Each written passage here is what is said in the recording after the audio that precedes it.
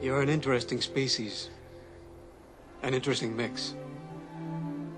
You're capable of such beautiful dreams. And such horrible nightmares. You feel so lost. So cut off. So alone. Only you're not. See, in all our searching, the only thing we've found that makes the emptiness bearable is each other. What happens now? Now it's time for Broken Clock Theory. Jody. Jeez. Hi everybody, I'm Griswold Grimm. This is Broken Clock Theory. Episode 5, if I recall. And I'm subtitling this one, What the Algorithm Feeds Me. I'm going to tell you a story, and then I'm going to show you some clips that reveal more of the story that you won't have to wade through entire videos to see. But first, I need to ask you if you know what matters. Truth matters, and nowhere does truth matter more than at Truth Revolution Clothing. I've created this fancy little bit.ly link to get you straight to this shirt because this is the important one. Imagine sliding this on and walking into a Starbucks where a man sees you as you come in the door and he reads your shirt. You can't not read things.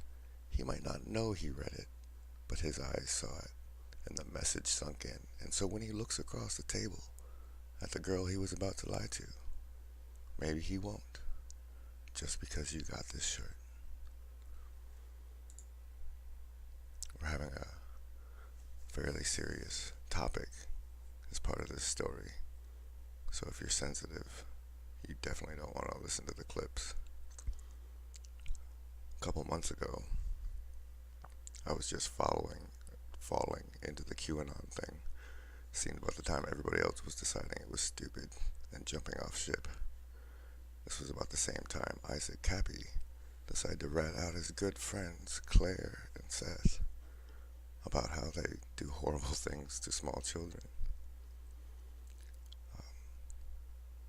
I guess it was one of his periscopes, and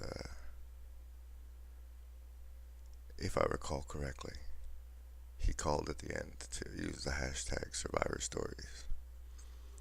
And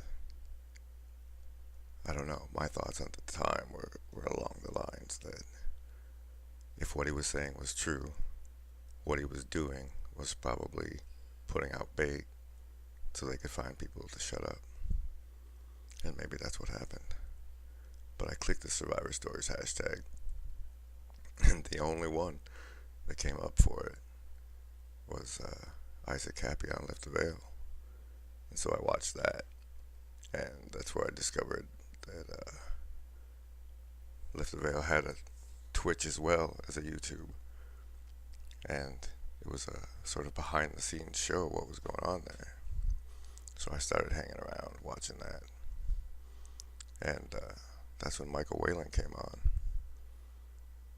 I understand he likes to be called Mike, which is unfortunate because his Twitter hashtag is Vegan Mikey, and so Mikey's gonna stick. But I saw his interview with Lift the Veil, his first one, which is no longer available on Lift the Veil, but has been mirrored, so I will show you a piece of that here. There. Right.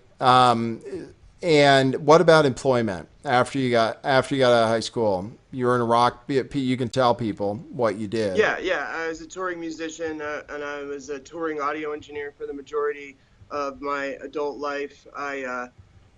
That's a whole nother story. But so I was certified Logic and Pro Tools, and I owned my own studio. So basically touring audio engineer and touring musician, then touring audio engineer. And then when I was going to have my son, I stopped touring and I opened my own studio, and I was hired on to a really good job. So Yeah, I've been, the majority of my employment has been audio engineering, Right, essentially. right. Stable work. And you recently were working as an audio engineer, and around the same time as your bank account was cleared out, around the same time as you got this notice on your door, um, you also suddenly lost your job, right? Yeah, and I was told that like I was told that these things were pressured to happen by several people, including that it was alluded to by the owner of the business that I worked for. I got a call one day saying my position no longer exists, and when I would press him for my last check or to ask why, there was someone that came to my work and threatened me while I was on the job that was documented, and right after that happened, I no longer had a.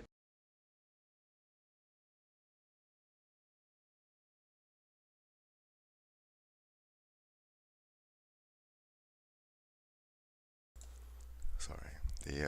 The crux of the story that I got from both that interview and following thereafter was that Mike was abused as a kid and ended up getting away from that, moving on of sorts, and wound up in Portland working, as he said, uh, when working with the wrong crowd had him end up at parties where he saw evidence that led him to believe things inappropriate were going on. And when he asked about it, he was confronted and, "Why you asking, bro?" and left, and subsequently was run out of town by people trying to silence him and or silence him. Somewhere while this was going on, this has been over the last 2 months, the algorithm fed me Torah guy, who is DNAJ Lion 7 on YouTube. If I have that correct, you'll see him in a bit. He's in one of these clips. Um, he's a character, also from the Portland area, interestingly enough. And he he did a video with Mikey, and then his past came out, and it was a lot of fun for a lot of people to look at. But he recently did an interview with someone else involved with Mike, and those are the clips that I dug through, and I'm going to show you now. This is the graphic part, or potentially triggering, I guess. So viewer discretion and all, and viewer discernment, always.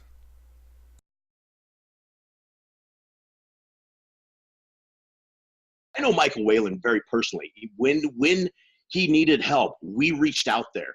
At that time, he had a PayPal. They suspended his PayPal. We've been funding him. We love the brother. I love that brother. That guy is one of the most, I don't know how to say it, the most humble, the most nicest guys I think I've ever met in my life. My people love him. We all love Mike. He is just a really good guy. He sees these attacks. He sees these attacks. He takes it very personal. And there's no rhyme or reason. You have people like an Open Secret. They're a movie about pedophilia, and they're openly attacking him. You Right. look at this and you're like, what kind of wickedness? Where are we at where we're taking survival? I mean, and it.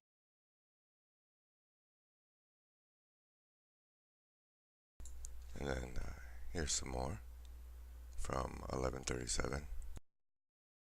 Let me give something nobody else has, and hopefully Mikey, I'm apologizing to Mikey for explaining this. That PayPal account had less than $3,700 in it. I saw what it had in it. The entire thing before they froze this thing, and I think some of the money was actually him. So he had $3,700, 3,700. That's a lot of money to some people. It was a tremendous amount to him. I mean, this was life or death. And I mean, this was the house. This was for his kid. He has a kid. He still takes care of his kid. This kid is a good person. And what I'm seeing, and I guess this is why we're in the end times, is because the unclean spirits are having their way. They have their way with the people that are sitting here. And I have one more from this interview, which I will link in the description like a responsible person. And this gives you a decent impression of Torah Guy, or DNA J Lion, as I guess he likes to be known. I definitely say this is a battle we believers must be involved in. This is not just some, oh, you know, this is a good social issue that we could do. No, we're talking about little innocent babies and children that are being raped, murdered, and eaten in a country that's supposed to be the land of the free. My Absolutely. goodness. Yeah, absolutely, man. Yeah. So, Yeah. So Jason, could you just talk a little bit more about sort of how you first got involved in this whole movement and connected with Michael Whalen, and how you learned about Fiona Barnett and just sort of your background? Yeah, no, this is a lot of this is new to me. You know, we at 153news.net, we do, we're kind of like conspiracy theorist breakers. I mean, all these hoaxes and things that happen all the time. We're the guys that are breaking this stuff down. And so I did some research on Fiona. And, you know, everybody's done some research. All these people at 153 News has done research. And you know, I found she was very credible. And I guess how I figured out Michael was he was on Nathan's show, right? He was on Nathan's show.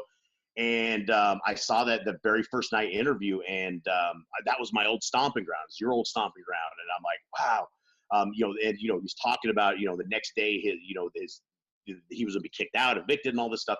And so it was literally a cover of night thing. I mean, we swooped in on the cover of night, we extracted this kid, we met him, and it was the weirdest thing, right? Because I mean, it's out of the nowhere. I got with Nathan and I got his number, and I'm like, hey kid, you got to come with me, you know, if you want to do this. And he's like, who are you? I'm like, well, you know, this is the closest you get, this big bearded guy.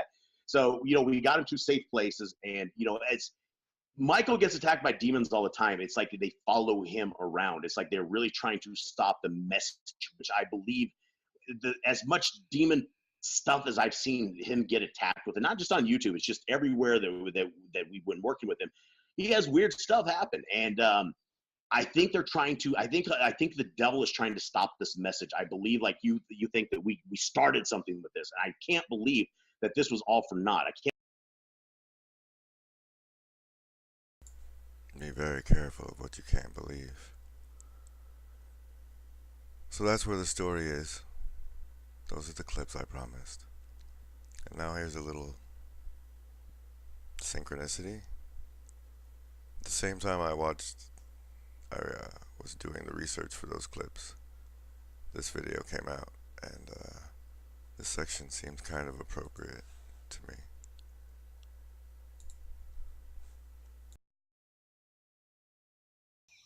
Then you have to accept that you're going to need to be operating in the best way possible to be able to do that. Then Oops. You have to accept that you're going to need to be operating in the best way possible to be able to do that. And here's the enemy. The of it is, even if you're going to be a Christian, then you have to accept that you're going to be dueling with the enemy. And now if you accept you're going to be dueling with the enemy, then you have to accept that you're going to need to be operating in the best way possible to be able to do that. And here's the problem that we have is, if you plan for an attack from here, here, and here, and one comes from here, then you've got a huge problem, because instead of acting in the moment or living from the moment, you've pre-prepared for something, and it hasn't eventualized inside the ideas and preparations you can make from within your carnal mind.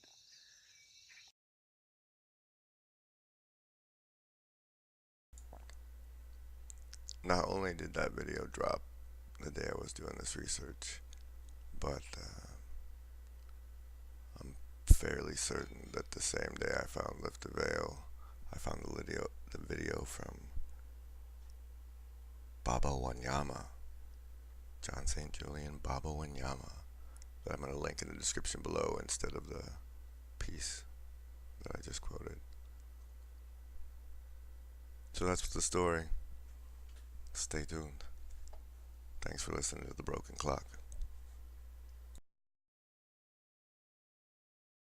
Make a video about it where you say what you think and you show the evidence that it's based off of, and then people will watch it for real. People will actually watch it.